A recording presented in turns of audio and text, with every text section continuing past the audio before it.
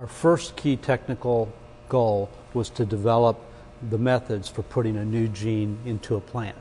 And to do that, we had to develop the methods for putting the gene in.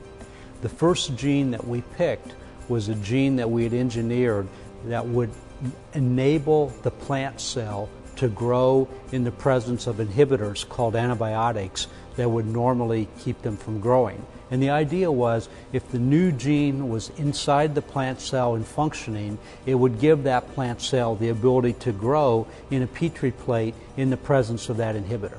And that was our first test. So we worked very hard to do that, and early in the 80s, Robb Fraley, who was the scientist who did all the tissue culture work, was running down the hallway of U Building saying, "We did it, we did it, we did it." And he had this petri plate, and there were little green colonies of growing plant cells in this petri dish that contained the inhibitor. And that was the proof that we could put a gene into plant cells and it would work. So that was an exciting day. That was one of those voila moments.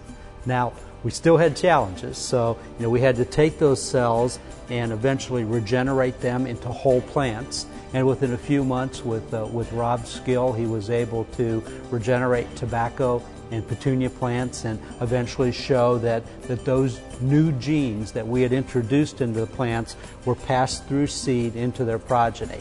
And that was when we knew we had the basic methodology.